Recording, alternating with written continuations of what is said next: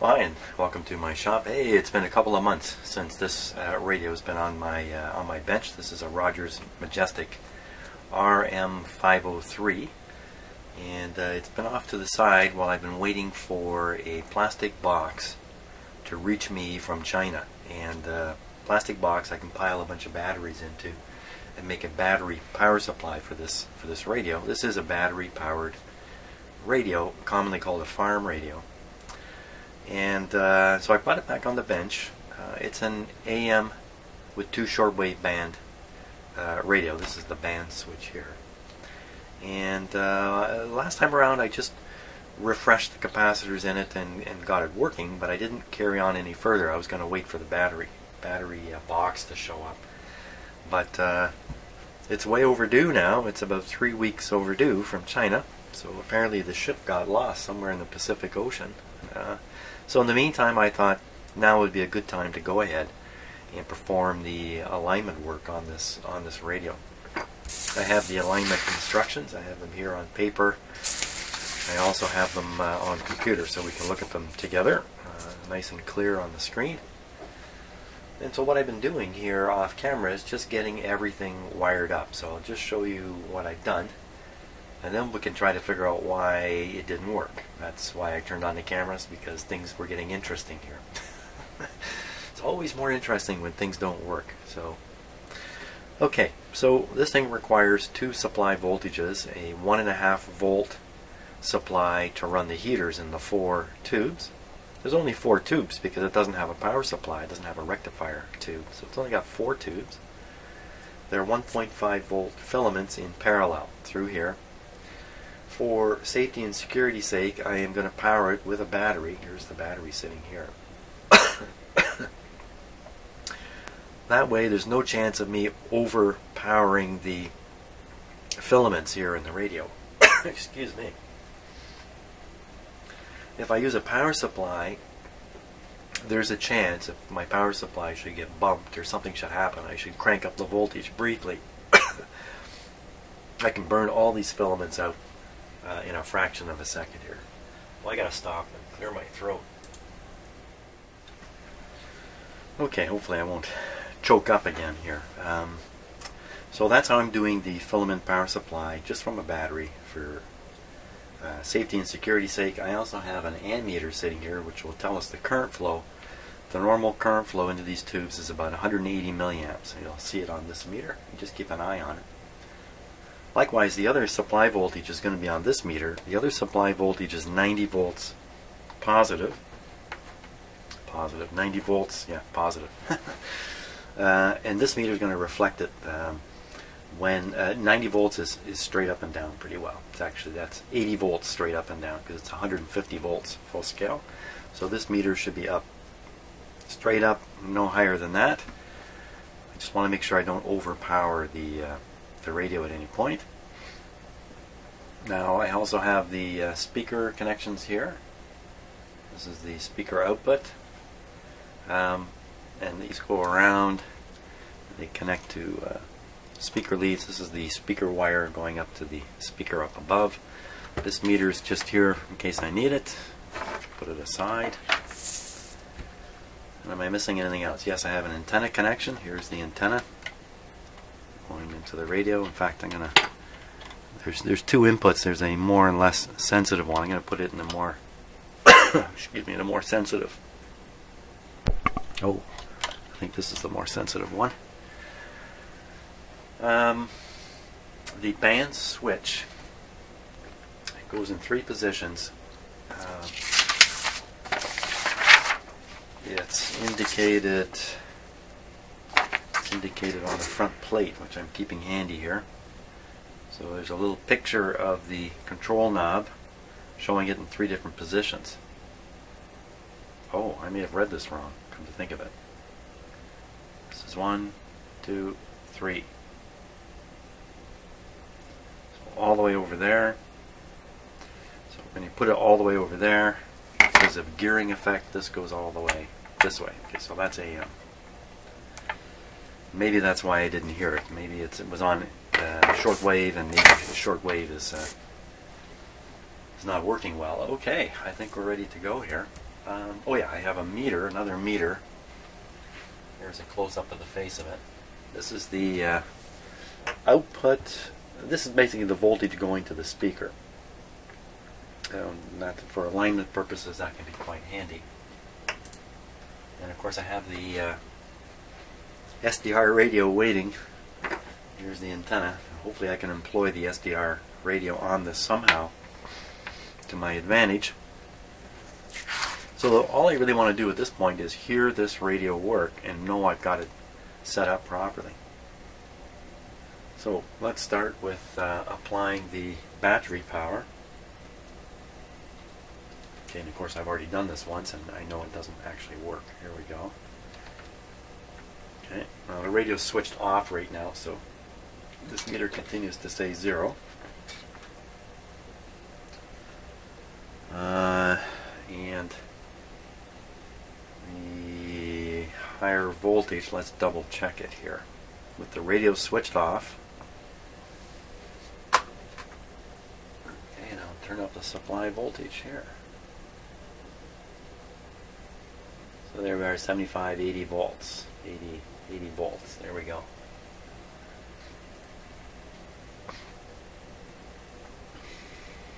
Now, what have I not thought of? That's always the hardest thing to think of, is what you didn't think of. I think we're good to go. So I'm going to knock down the B plus voltage. I'm going to switch on the radio. That should cause a current to show up here. There we go.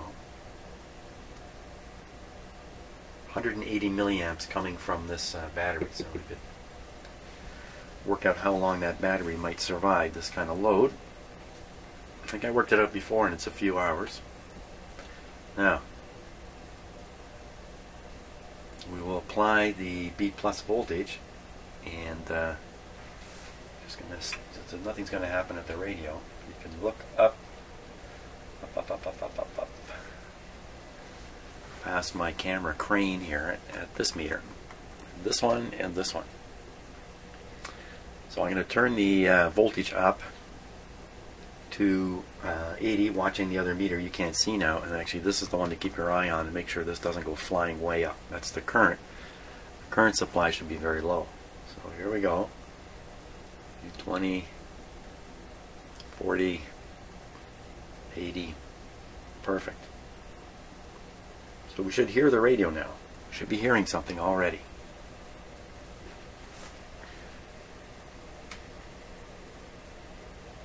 But I sure don't hear anything. And this is where I got to just a few minutes ago and decided to turn on the cameras. Because now the fun starts. What is going wrong here? Maybe I have the... do I hear anything at all from the speaker? You know, because this doesn't have a power supply, it's not likely to have a hum. Well, I guess the hum could come from my shop supply. Let me stick my ear up against this here. You know, you stick your ear up against a seashell and you hear something. Turn the volume right up, full. Yeah, the microphone is just out of view here. I'm actually holding the speaker right up to the microphone. You know, there isn't the slightest sound. So let's start with checking the connections here. Okay. Just using this speaker on the last project, so I'd be very surprised if it didn't work. Okay, I've got the connections made there. These two are from the radio. These two are going to the meter up above. The meter can't be influencing this. I could have a bad clip lead here. Nothing. Not even, not a click. Or a pop.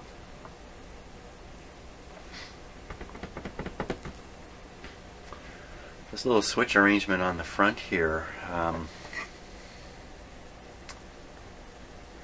doesn't show up on the schematic anywhere, and it also doesn't show up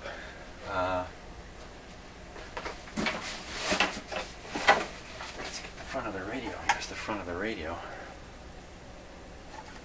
It's a little lever down here. Click, click, click.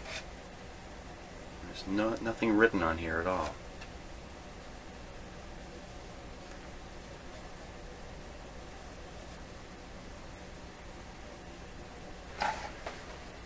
Well, that didn't help. So I think this is a tone switch, high and low. Let's just turn it down in case I'm wrong.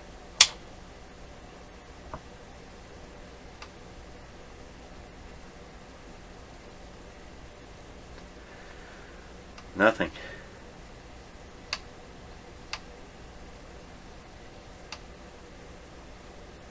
Why would that be? Now there is a tiny current being supplied on the B plus line, as expected. You've got the 180 milliamps going in on the filaments. 180, I think it's I can't remember now. Is it 250 milliamps per tube? Well, that would be pulling an amp. No, these are low current. These are low power tubes. I think they use directly heated cathodes too.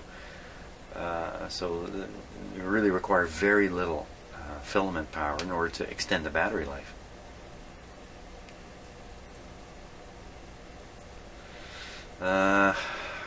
Stuck totally stuck. I can't even get any kind of sound out of it. Any kind of sound at all. Okay. I'd love to inject some noise into the audio amplifier and see if I can't get some kind of sound come out of the speaker. Any sort of sound come out of the speaker. So, ooh, my sheet is cut off here a little bit. Looks like pin 6 of the 3V4 is the grid. If I can touch that, 1 meg here, little capacitor up there. Pin 6 of the 3V4. Now the 3V4 is right here. Pin 6, eh? Okay. Let's see what happens here. Tip this up pretty safely. Ooh, what did I just hear? I heard some clicking very reminiscent of electrical arcing. But I think it's actually Scotch tape I'm hearing. Yeah.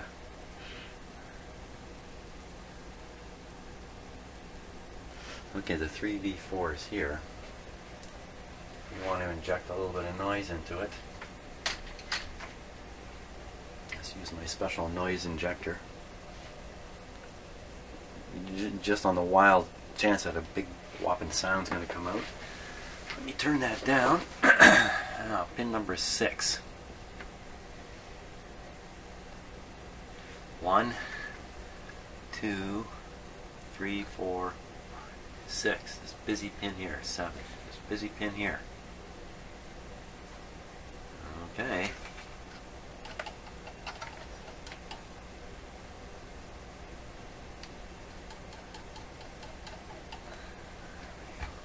Check a little more sound. Absolutely nothing. That is not good. Is the B plus making it into the radio? With it this quiet, it's suspicious that there's no B plus in the radio at all. Okay, if I were B plus, where would I hide? I would hide on the plate of the output tube. That's for sure. So the 3V4 output tube plate is pin number 5. Wait a minute. Pin number, looking at the wrong tube, 2.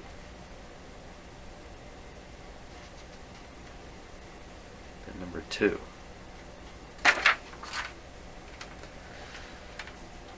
Pin number 2. What do you got on you? Pin number 2. 90 volts.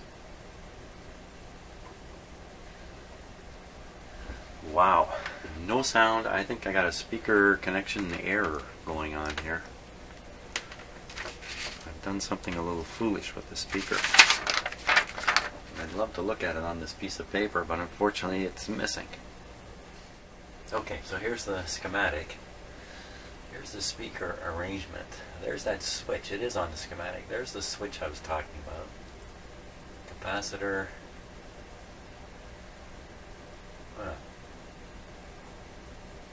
Back to the grid.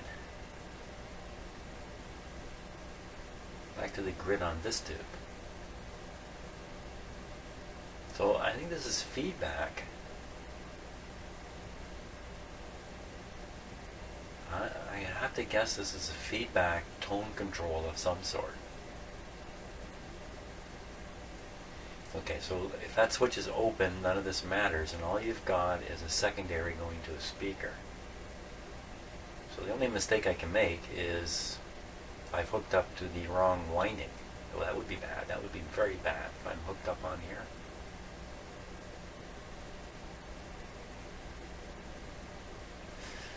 We see a positive 90 volts. So I should be able to find positive 90 volts relative to this terminal here. I don't know yet if this is tied to the chassis or not, but relative to this terminal I should find 90 volts on this coil. On the coil side, okay. Okay. 90 volts.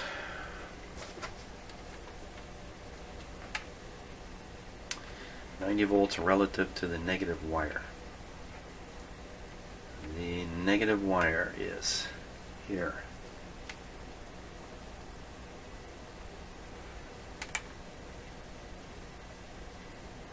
In my hand, what meter am I using? This one. Looking at the wrong meter. There's a new way to 2.8. 2.8. That's a little mysterious what that actually is, but it's not 200. 200 would appear. I bet you I can find it on these terminals back here. Let's see.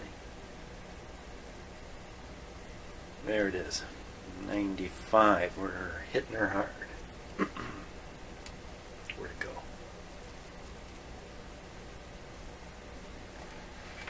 go? So I'm definitely hooked up the speaker on the output terminals. Why? And there's B plus going through the output transformer, so the output tube is supplied with B plus. Why, when I touched the grid, did it not make some noise? Bad clip lead. Bad clip lead. Huh. Is that what this is going to boil down to? Okay, we'll take off this. Okay, wasn't counting on that to happen. Let's just do this before we have something sad happens here. I'll just disconnect the power.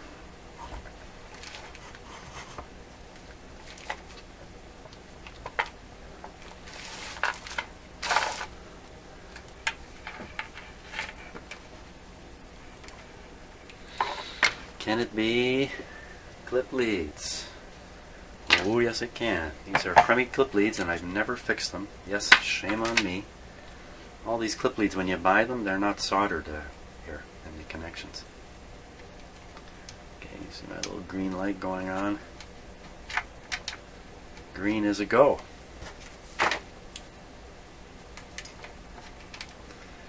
Oh, okay. They're good. That's bad.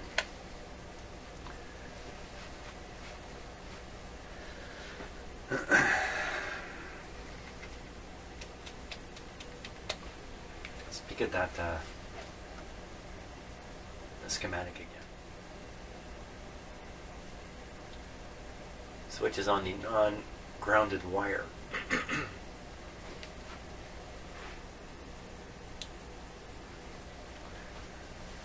that's a little capacitor. And I'm on this side of it. I'm on the winding side for sure. How I had it connected right on the terminal points for this coil. I'm right on the terminals. Okay, we gotta go way back to square one here. Let's verify that my speaker connections are working here.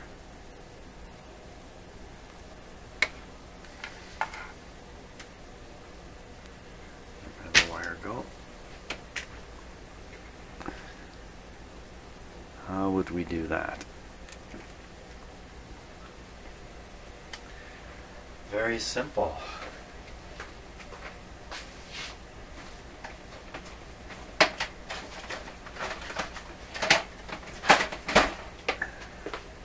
Just grab a battery.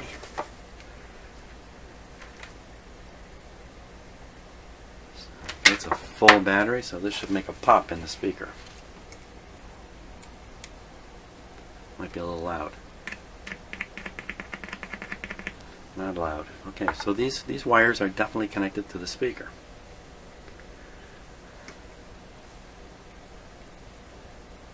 Oh. Okay. I don't think this can have any effect, but here I've got the black wire in the red terminal here. It's really not what I intended to do.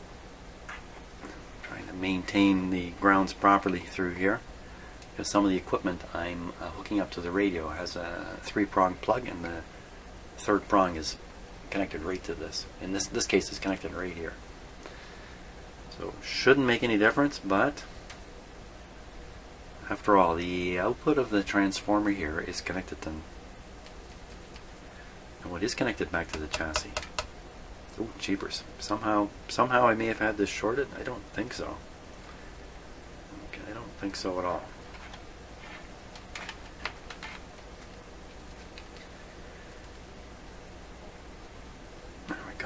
Radio is without power right now. Okay, we're back on. Basically nothing any different than it was. Let's try it again.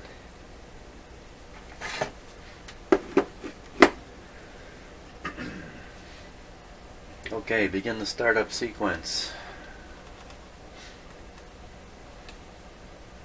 Filament power. Filament power at 180 milliamps. B plus.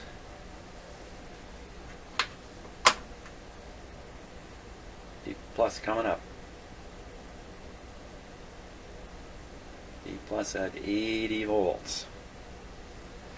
Volume is full. Not a darn sound. Ooh, okay. Now, with this kind of radio with the very, very sensitive 1-volt tubes, I don't like fooling around with them at all, like pulling them in and out with the radio switched on. None of that. Shouldn't matter, but there's a chance that the output tube is dead. I believe 180 is the expected current flow for 4 tubes.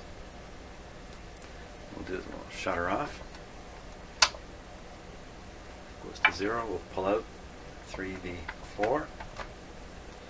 Make sure it is a 3V4. Switch it back on. And now the current is 120. Oh, you can barely see it. Now the current is 120. Okay. So we know the heater is heating on this tube. The thing is, these tubes, they don't even get warm. And maybe in a long run they might get a little bit of heat in, but they're so low power. I'd say 180 milliamps at 1.5 volts is roughly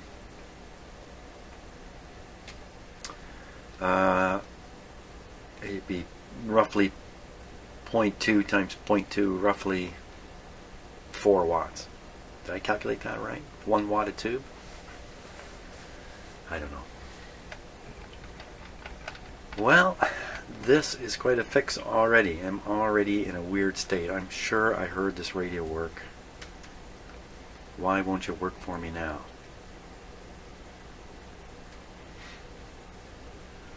That grid tapping thing should have produced sound in the speaker, but it didn't. Let's go with grid tapping again. See if I can avoid dropping the radio here.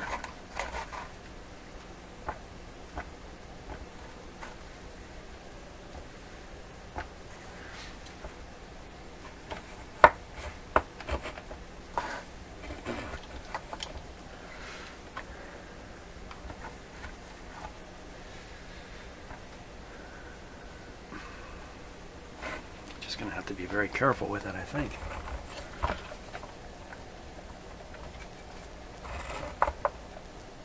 That's a little better there. Okay.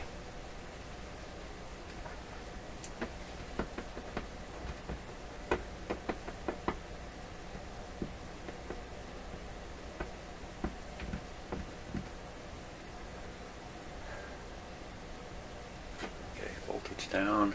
Just thinking there quietly. Switch on.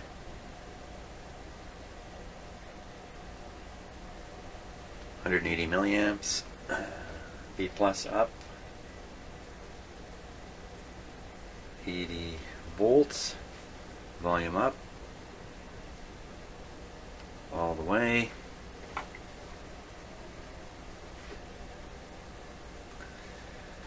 Was pin number 6. Oh.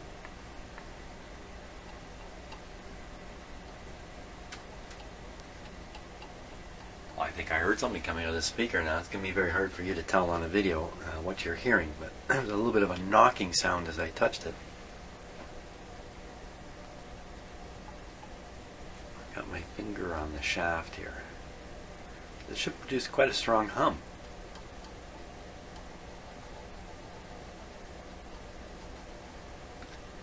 No hum. No click anymore.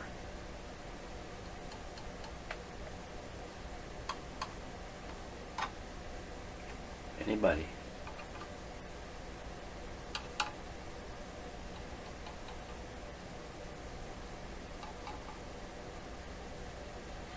Is there a screen on that last tube? 3V4 has a screen. In fact, that's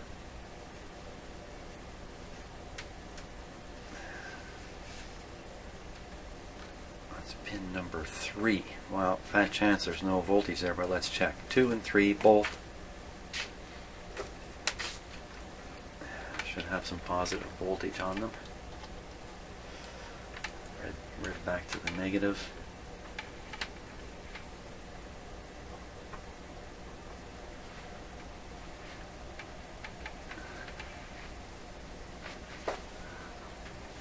Did I say 2 and 3? 2. Jeez. Where were we?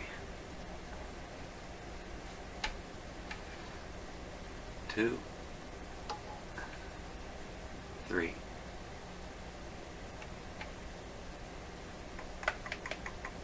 Grid.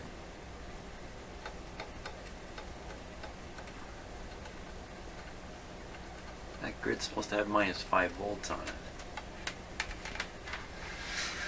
Is it not? Did I not see that somewhere? Minus 5.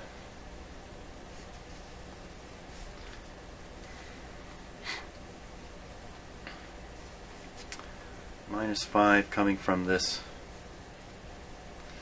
So what they've done is they put a fairly substantial capacitor here, right on the grid.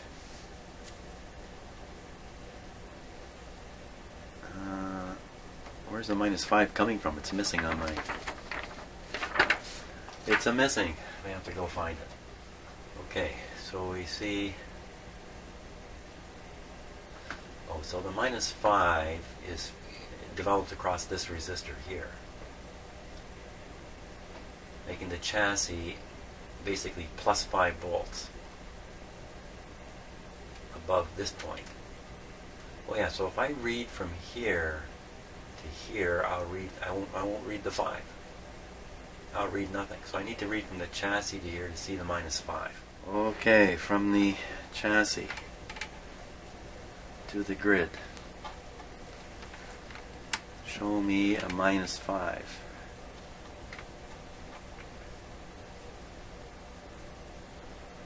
Okay, minus 2. Well, there's something there. It's not like it's not there.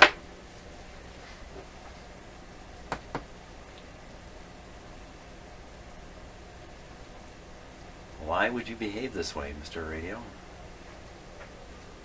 You appear to be completely out of sorts. had to repair this switch here, I remember.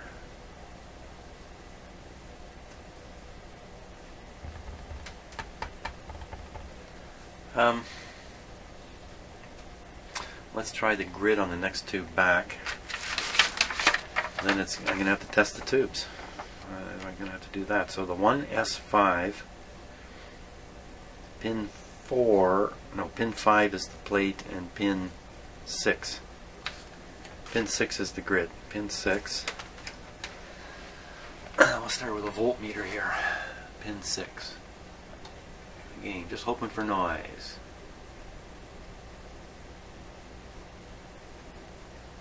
Little negative voltage there, no noise. And that's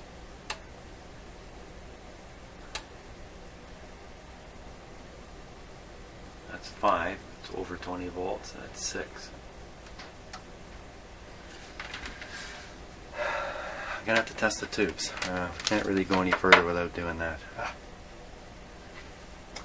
Okay, that'll have to happen.